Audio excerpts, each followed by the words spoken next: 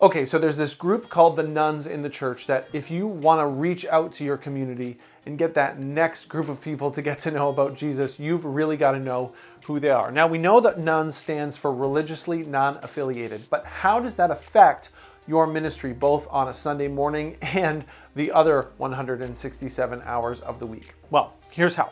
Let's say you have a scale of 1 to 10.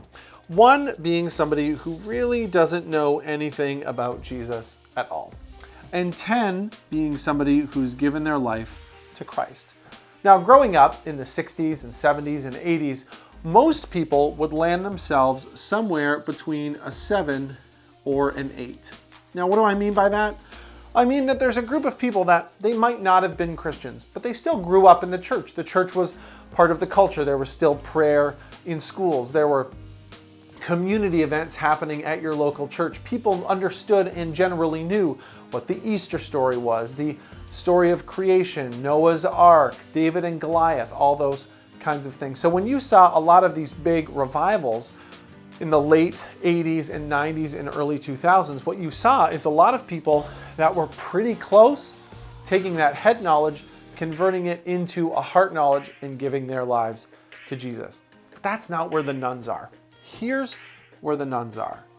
They're more like a 3, which means most people that are religiously non-affiliated know something about Christianity or Jesus, either through the internet or secondhand through a friend, but they don't really know the stories. They don't understand a lot of what the teachings are. And a lot of times they can't tell the difference between something that came out of the Bible and something that came out of a book on the shelf from Chapters or Indigo. And this is a problem because sometimes in the church, we don't treat them that way. We invite somebody to church either on a Sunday or to a midweek group or to a Bible study, and we pretend that those 3s are 7s or 8s. That's the language we use. That's how we talk about our faith. We talk high level. We talk really, really big. And then we go, gee, I wonder why people aren't grasping onto the concepts that we're trying to get to them. It's kind of like if you took a kid in the 3rd grade and you asked them to try to succeed in a university course, what would happen? Well, one thing would happen. They would fail every time. And this is the position that we put the nuns into. We say, you can come into our space, you can come into our church, you can come into our faith communities, but we have an expectation that you are at a certain place, and if you're not, we're just going to be running too fast for you.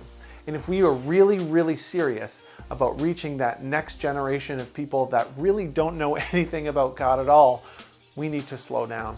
We need to check ourselves at the door, check our egos, remind ourselves that how we teach about faith doesn't really have anything to do with us and has everything to do with taking people along the path that they need to go.